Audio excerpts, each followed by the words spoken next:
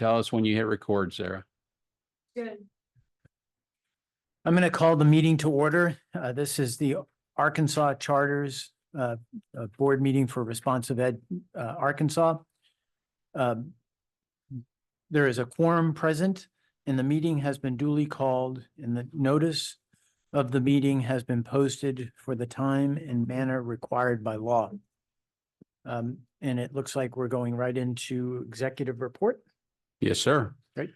So I want to give you an update on how the first day of school has gone as far as some numbers here. We're going to display this PowerPoint in just a second, and I will walk you through a few numbers here. Excited to be starting the 24-25 school year. Give you some highlights on Founders Classical Academies in Arkansas. All the campuses, both Premier and Founders, opened on August 14th. I think the entire state, all schools open on August 14th. Texas has tried to do that for years. Arkansas has been successful having everybody on the same calendar. So everything started August 14th. As you can see here, we're serving 1,670 students. You'll see what the number we served the year before. That's a 7.6% increase from last year. And then you see the dedicated staff we have, how many we have, and how many are new there at Founders Classical Academy.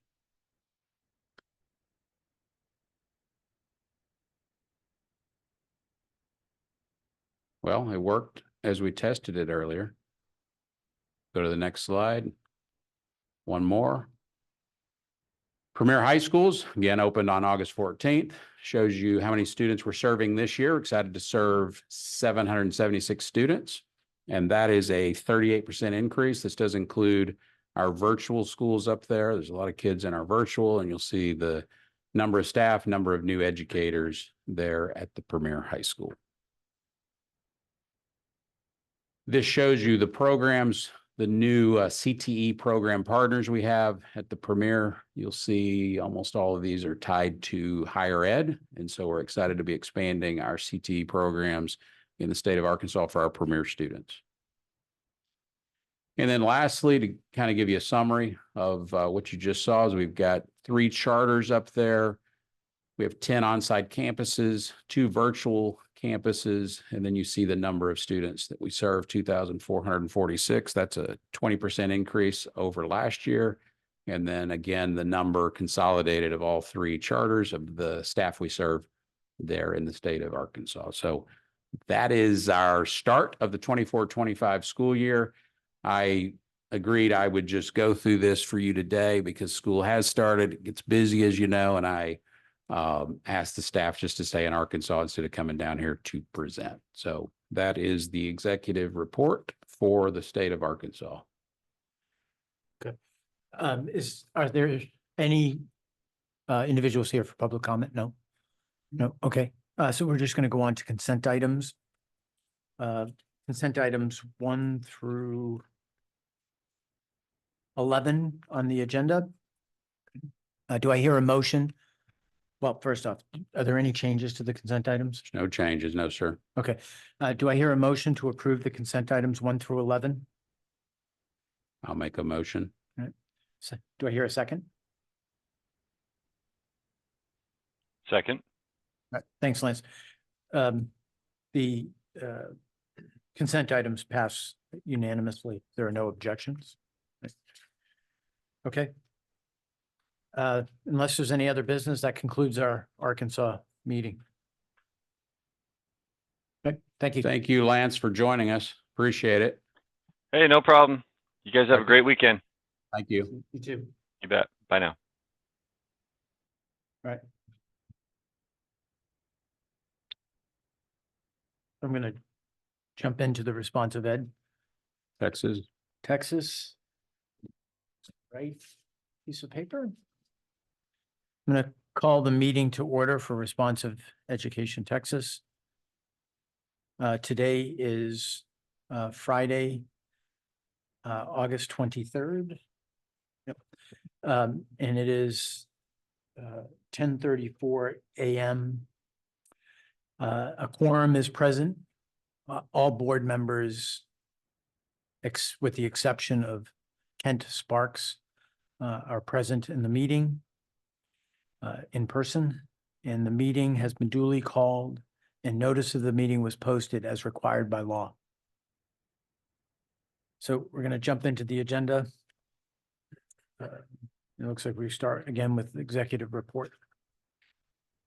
All right, we're excited to be starting the 24-25 school year. We got some statistics we want to give you as far as number of students and of course, the families tied to the students, staff we're serving. So we're going to pull up the PowerPoint here in a second, and I will give you some numbers here.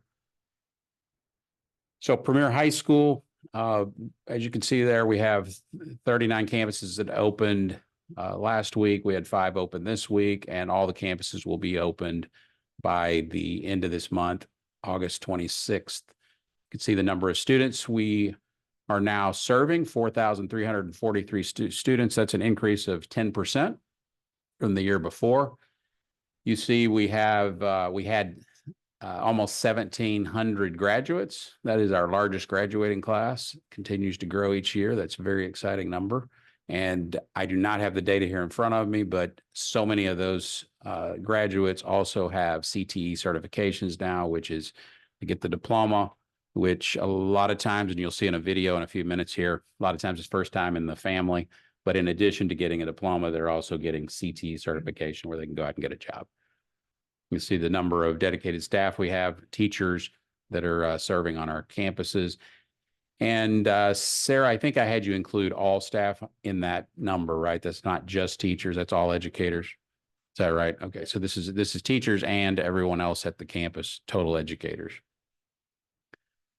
Our Ignite Community Schools, see most of those schools opened early, August 5th, so they'll have more time in the classroom working with students.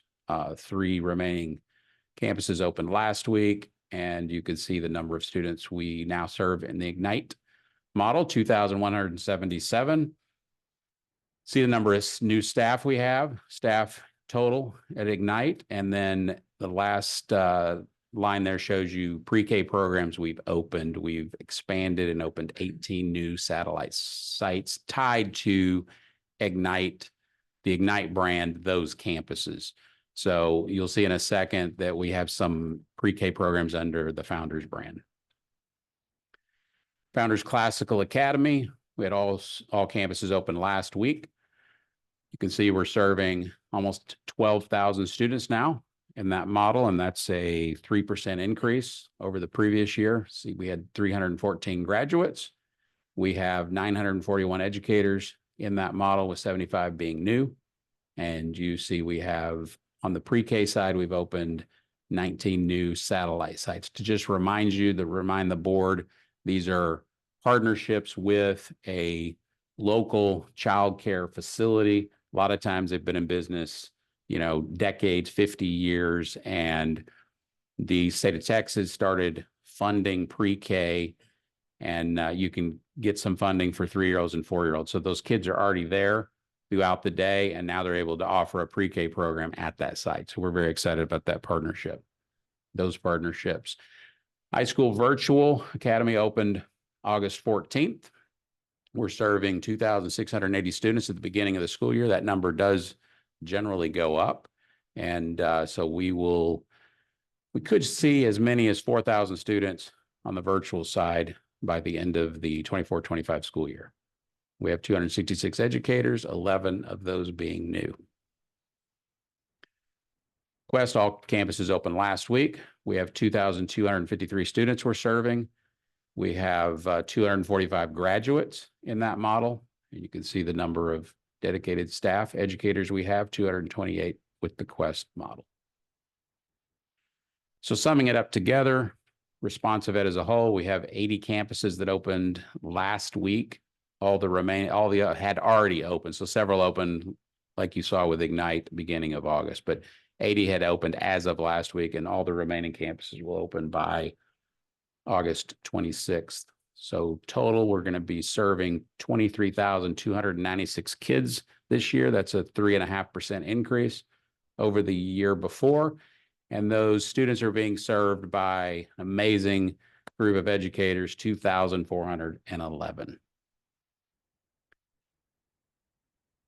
We did get word on financial accountability charter first. We have moved back from a B to an A. So this is superior for both TCPA and Premier High School. So we're very excited about that. We will be coming back to you and having a more lengthy discussion. That's a public hearing where you'll get more details, but I wanted to give you this information as we started the new school year for the financial accountability. The academic accountability, you may or may not have heard that there was a lawsuit filed last week. And at the same time, there was a temporary restraining order by a judge that kept those from being released. So we are doing our own local calculations, and we will be discussing that at a future board meeting. We will be asking TEA. They are offering to do validation on those calculations for the district rating, and we will be asking for that. And then again, bringing it back to you for you to see that information. So there was a lot of concern over the last couple of years about changes to accountability and people not having enough time. So 2 years ago, a lawsuit was filed that didn't release the information. And that was more from the standpoint of there's a manual that gets produced that tells you, okay, here's the goals, here's the targets that you're supposed to hit. That was not released until later in the school year than normal, a lot later. So that was the lawsuit from 2 years ago.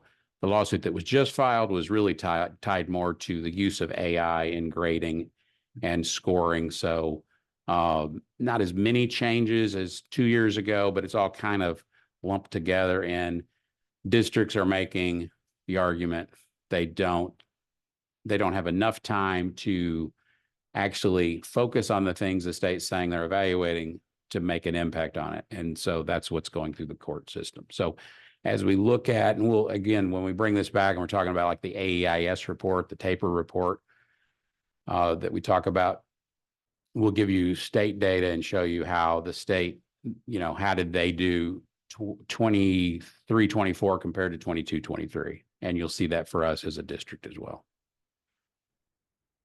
To show you a student highlight video, I was mentioning student being the first to graduate in his family, a student here at the Fort Worth campus.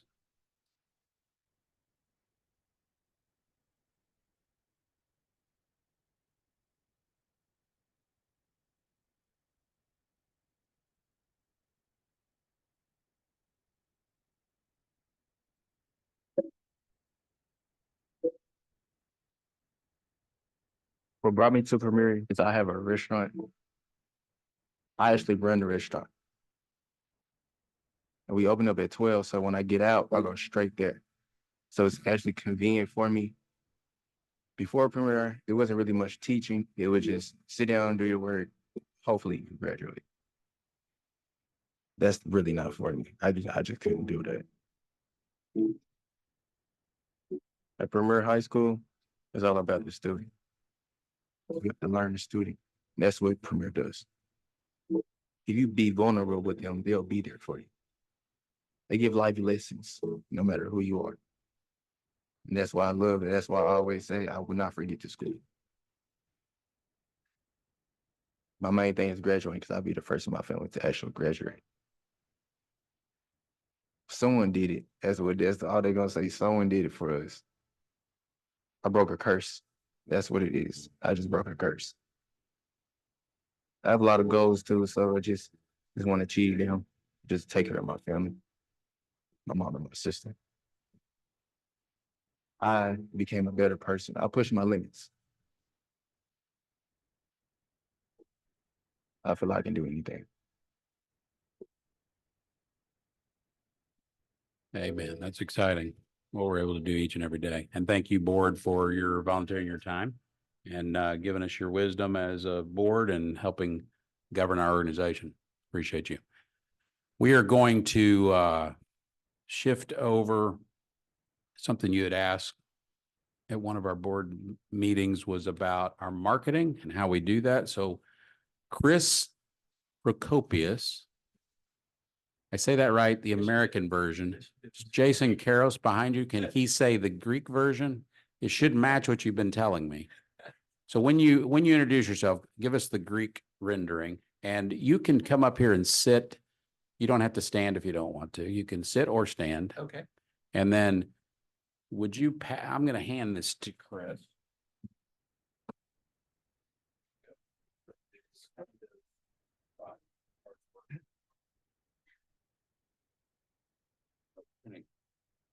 Take about, I think Chris was planning on about 20 minutes for this presentation. The other day when he presented it to me, it was about 17 minutes. So 15 to 20 minutes. We're going to give you an update on marketing and the impact it's making or the goals we have. We'll come back with some more of the information on goals and things in a future meeting. This is more around kind of just giving you a broad feel for what we're doing with the marketing group. So take it away, Chris, starting with the Greek rendering. Your name? Procopius is the American, right? Procopius. Okay. Is The Greek version is Christos Procopias. that what you would have said, Karos? Okay. All right. Well, thank you so much. Thank you for having me, or thank you, Ms. Bowen. Thank you, Mr. Kleinstein. Look forward, and thank you, Mr. Cook, for giving me the time to go over marketing. I'm really excited to kind of go over what we do as a group. There's multiple departments, as you'll see, that report up through marketing services, but why don't we go ahead and get started? So what I'm going to cover is, from a marketing communication standpoint, our purpose, I'm going to show you our internal structure and duties, some of our external partnership and duties, and then campaign management, how we develop our campaigns here. So number one, our purpose. We align for success. We support the organization every step of the way across Responsive Ed Texas. Our first focus and our number one focus is obviously enrollment.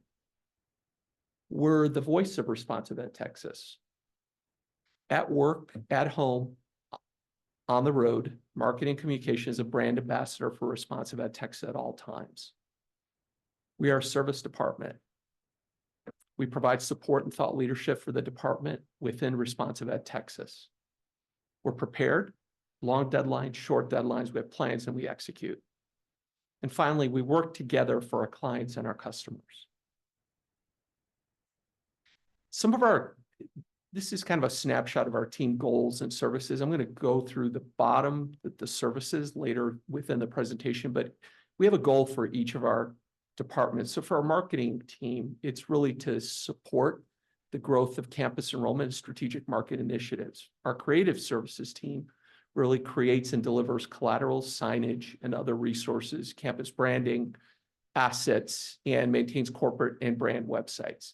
Our communications team manages crisis support, internal communications, social media, and campus EdLeo websites. And finally, our enrollment team provides enrollment support to our families and campuses across the entire enrollment funnel.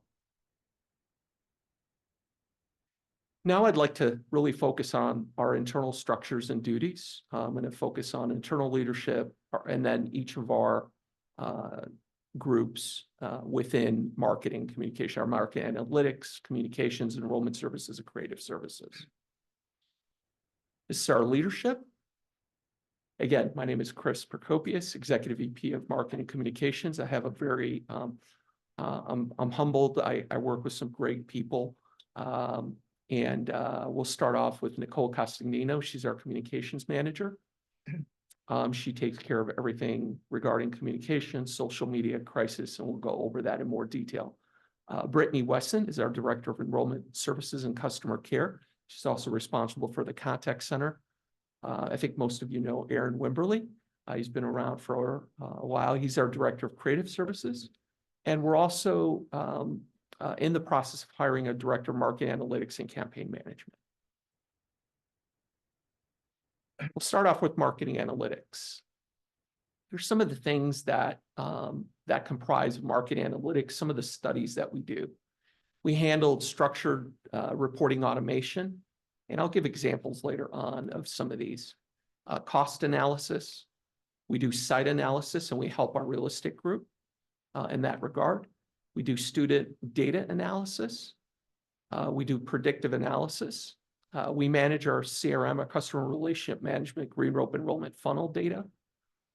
We also do keyword research and search engine optimization analysis and competitor analysis. Social media campaign support.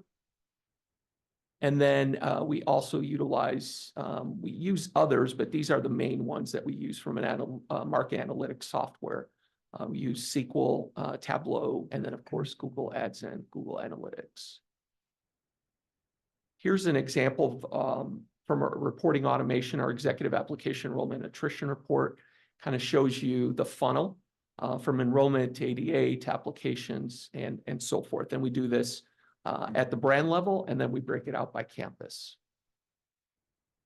Also, here's an example of our student data analysis. This is specifically for Irving site analysis. So we take a look, we marry household data and demographic data along with segmentation data that comes from Experian, which is one of the main three providers of credit data within the US. And we marry that data together to provide a site analysis, a robust site analysis for our real estate group. We also do competitor analyses. This is just an example of Houston, one of our Houston locations, one of our Houston Premier locations. And we also, here's an example of what we do from a keyword search and search engine optimization analysis. So we're looking at, like I mentioned before, pay per click, cost per acquisition, cost per application, all of those different things. Like to switch gears, like to focus on communications and some of the things that we do. So there's three core areas that we focus on within communications. Number one is external communications, which consist of media relations. We also develop editorial content, like our Responsive Ed newsroom, stakeholder and community engagement, and crisis communication as well. Our second core area is internal communications. So we have our weekly newsletter, which is the Responsive Ed Roundup that comes out Friday afternoons and goes to the entire organization. Also executive communications and management of our intranet. And then finally, and then overall support and collaboration. Our final area is social media and campus website management. So for all district brand and Responsive Ed Texas campuses, the platforms that we utilize are Facebook, Twitter, Instagram, LinkedIn, and Explorer. And then these are just some examples of our newsroom, our blog, our Employee Connect, our intranet, and then an example of our internal newsletter, the Roundup. Another area that falls under marketing communications is enrollment services. So we focus on Schoolmint and Genius enrollment management systems. So we use that to utilize and track enrollment, target our marketing efforts and recruitment. We provide enrollment management support for all our brands. Also enhanced communication support. So things like our parent dashboard, text, live chat, email, and then our Green Rope customer relationship management tool. We also provide enrollment application processing, re-enrollment support, lottery management, and finally call center support. And this is just an example of some of our parent communication. We also have enrollment walkthrough videos to make it easier for our parents to enroll with our different brands. And then our entire enrollment process, from application to accepting a seat, and then finally submitting documents. And then, of course, creative services. We do a lot under this area. And like I mentioned, Aaron really heads up this area. And there's really 4 core areas that we focus on under creative services. One is graphic design. We do things like brand design, concepting, brand level ads, campus collateral. We also do videography. So what you saw, the Bukhari video was created by our in-house team. And we do a lot of storytelling, commercial production, professional development, and that we also do promotional as well. And some information tutorials. From a web presence perspective, we manage 25 websites. That's above and beyond the campus websites that we manage through Edlio. We design, develop brand websites, and then we optimize web presence for organic search. And then finally, we also handle signage. So we design all internal and external signage. We manage all the vendor relationships. We implement designs to installation process. And then here's some examples of some graphic design, from our ISBA, from our online school, Ignite, and of course, Premier High School as well. And the Premier High School, that's actually a new design for us. Here's web presence. Here's our Ignite website. Our home pages, of course, are Premier. And that was completely redone this past year. And then, of course, iSchool. And then signage, just some examples of exterior signage. We handle that. We also handle directional, and then, of course, interior signage as well. So I'd like to kind of switch gears and talk about, so we do a lot of things in-house, but we couldn't do everything that we do. We rely on the expertise of some external partners, and want to spend a couple minutes just kind of going over them and kind of their duties. So number one, we partner with Medium Giant, which is a full service marketing and media agency. The relationship is new as far as this year. And basically what they do for us is they manage and track our media buys. They handle creative and larger campaigns. They track attribution for our charters, and the brands they're responsible for are Premier High School, and then our TCPA. So our Founders, our Quest, and Ignite brands.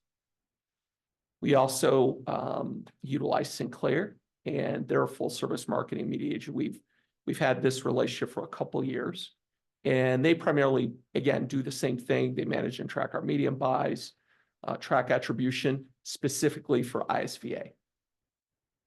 We also utilize Alliance for third-party ISVA enrollment support. What they do is they really support Brittany's team. They chase down a lot of the documents and so forth, and they really help us serve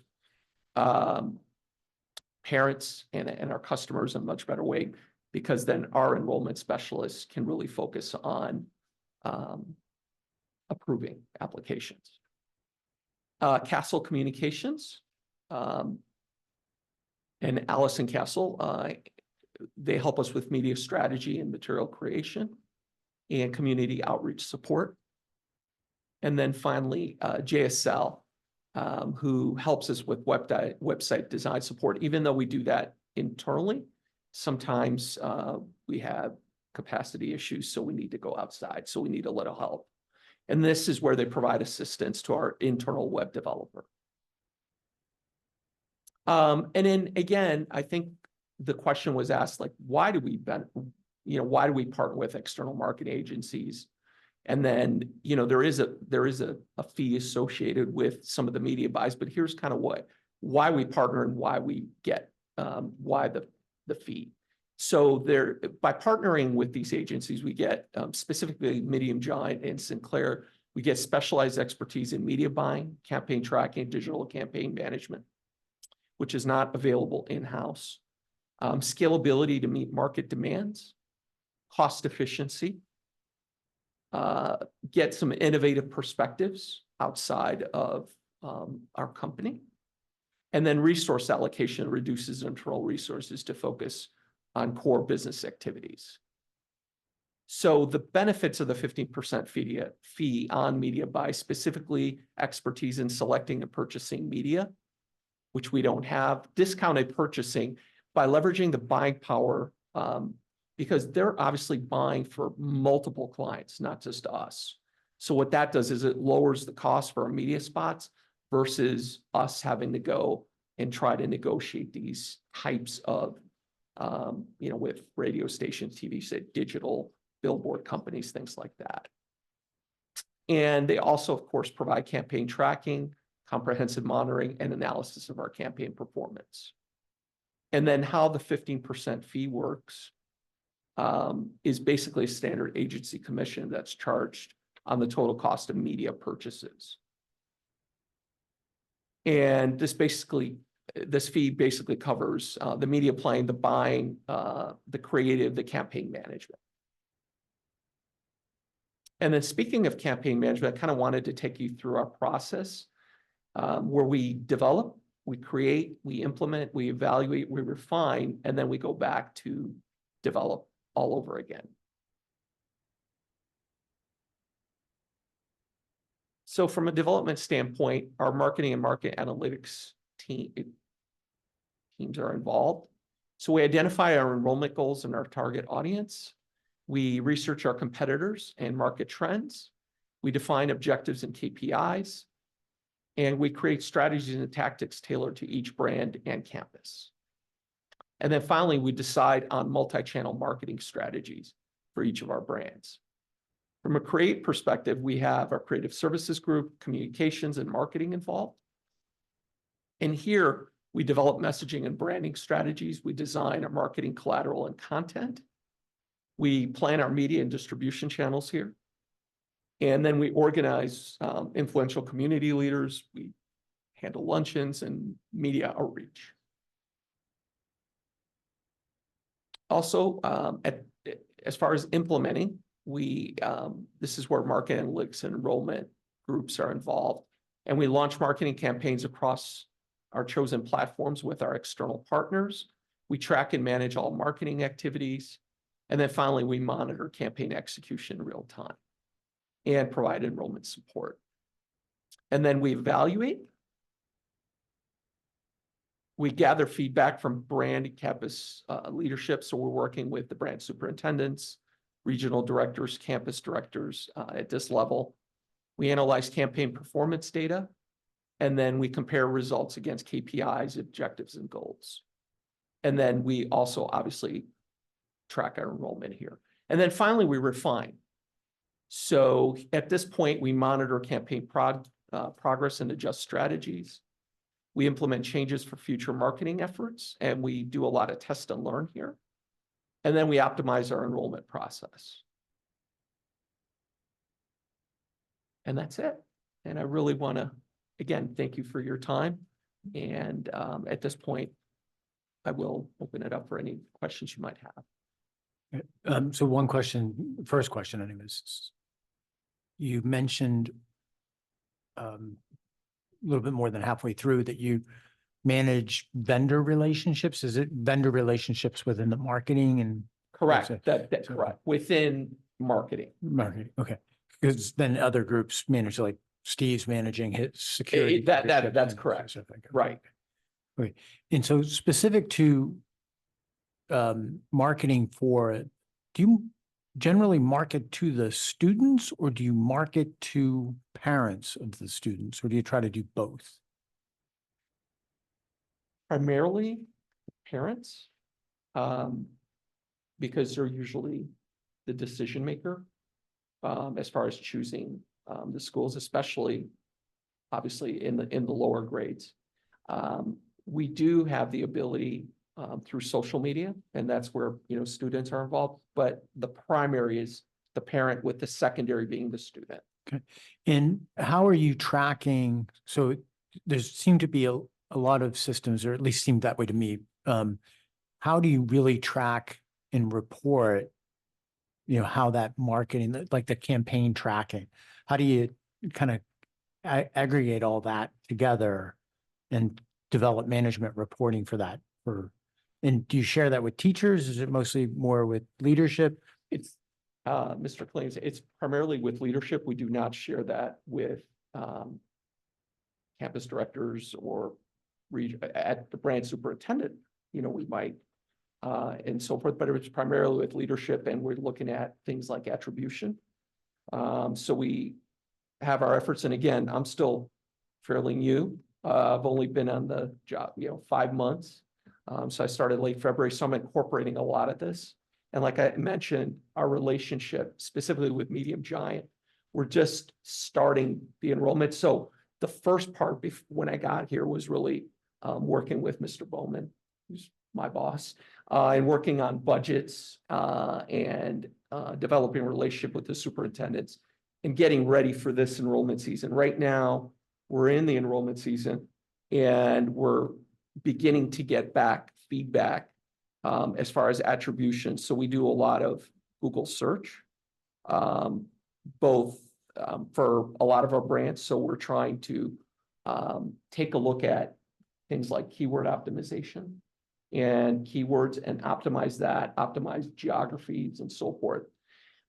So we're at the point where we're just starting now to get that feedback and attribution. And I think what you're getting at is, okay, you spend so much for Google search, or you're spending so much, and we like to look at our marketing efforts in two ways. One is awareness activities, which is the lesser amount, and then conversion. So conversion is where we spend the majority of our marketing dollars, and that's done through, Google search. That's done through streaming. We also do some direct mail as well, and we do some offline, we do some radio. We'll do some billboards for certain campuses and so forth if needed. That's a little bit harder to track from an attribution, but the digital stuff that we're doing, the display ads, the Google search, we'll be able to track back and see, what our cost per application is, and then what our cost per enrollment for some of those, for our digital efforts as we get, and then we track it by the way we built our budgets this year was for the urban areas based on DMA, or designated market areas. So like in Dallas is a designated marketing area. So for Premier, there are 7 or 8 campuses that roll up to a DMA. But then we have more rural locations, let's say like San Angelo or Wichita Falls and so forth. So again, all that, we take a look at all our marketing efforts, or we're in the process of looking at that and seeing where was the money that we spent, and did it do the job that we wanted it to do? And then if we've met our goals and so forth, I'm working with finance and so forth to reshuffle some of those budgets to high need campuses and so forth. So it's a constant flow. It's not, hey, we create budgets, we get the marketing. We're constantly, during this enrollment season, we're constantly going back and forth and looking at everything that we're doing. But again, it's still in process. Because like I said, I'm fairly new. The Medium Giant relationship is a new relationship. The Sinclair relationship is not. So we have more robust attribution reports there for ISVA. Good. And so, and part of my questioning, which might not be to you, is if we have leavers, so somebody comes in through that, one of those channels, marketing, they enroll, but leave, and then how do we track the reason for leaving? And, if it's academic related, is the marketing group taking that information and providing it to Christian? Or if it's something else, how is that happening, or is that happening within a different group? Are you talking within the enrollment funnel? Or so Once they leave. enrollment. Yeah, so after they're in, they decide either short-term, or even, after 1 year to leave. Are we tracking why they left? You Yeah. have the group, and Chris can answer this if he wants to, but you have the group that our goal is to get to this place where when they leave, like an exit interview for employees, we're doing an exit interview with the student. Correct. We're doing the follow-up. So I don't know if you can speak to that, or if you want Chris to speak to kind of what the ultimate goal is, what we're trying to do in your group. Let me grab on that one real quick. So right now, we want to get to the point where during the enrollment funnel itself, anytime someone leaves the funnel, someone submits an application, right? And then from that point on, we have to. Go ahead and come to a mic, because just in case somebody's watching the video and. Or this guy has trouble hearing. Is that it? Yeah. So from the time an application is submitted, and at that point, we have to nurture it from the submission all the way until it becomes an enrollment. We want to be able to track, we haven't got to this point yet, where they fall out in the funnel. For instance, was the application denied? If it was denied, why was it denied? Disciplinary reasons, were they not qualified? They weren't applying for a grade that we were serving. Then if they are eligible and we offer them a seat, what they decline the seat, why they decline it. Were they applying to 3 different schools and they chose someone else over us? If they accept the seat, they're in the enrollment funnel, they're in the process of submitting forms, and they don't go through that process of their own volition. Why? Why they follow the funnel at that point? Now, at your point, they're actually enrolled, and then they will leave us at some point, perhaps. They either are, let's say, expelled or they withdraw. Both of those things we want to track and get to the point where we track it. And always, depending on what the answer is, what trends do we see it? Is it a marketing issue or does it become an academic issue? I'll give you a couple of scenarios. Let's say someone applies for and enrolls in Premier High School. We have a lot of turnover into Premier High School just by nature of the nature of the students served. And so let's say we find out through tracking that the majority of them withdraw voluntarily within the first 30 days, as opposed to 90 days or 120 days. It could be, I'm not saying it is, but it could be that would be an indication that maybe we weren't giving them the picture marketing wise of what they're getting into. They didn't know what they're getting into and they showed up on that first day and they're like, this isn't what I expected. And then they end up choosing to leave. In that case, if we got accurate information, maybe we change our messaging, how we present it. Or it could be that we find out through that tracking that there's something going on at the local campus that they're dissatisfied with, that they knew what they're getting into, but they found something there with the academic program or the leadership that made them want to leave. In that case, once we get that data, we turn that over to the appropriate department. So at this point, we're not there. We know we have these, we line up these priorities of what we're trying to hit, but the tracking of potential customers, the ones that are coming through the enrollment funnel and those that are leaving once they're with us, all that is on the priority list as we're going through. Okay, good, good. Yes, sir. That's great. Well, first, I asked some questions, but that was a very good presentation and Thank you very much, Mr. Clinton. you're welcome. So I think I've been here now about 16 years and it's remarkable the growth within this space. So, there was less social media 16 years ago. It existed, but everything I see now, and I'm on LinkedIn periodically, I'm not an Instagram or a Facebook guy, but I do see a lot of the marketing now and it's considerably more professional. Not that it wasn't professional 16 years ago, but it's so much more so now. So I think it all looks great. I think it's, just the whole organization. One of the things that I always thought was important 16 years ago is we have things be branded. We have good signage. Our buildings look like places that kids would want to go to or parents would want to send them to. And we have made so much progress in that and we should be showing that, and you are in the marketing that you do. So it's a great job. And the reason I'd asked to hear more about the marketing, what we're doing. So how are we bringing in more students? How are we retaining them? And are we tracking that? So the priorities are great. So thank you for your time. Thank you very much. Just a brief thing.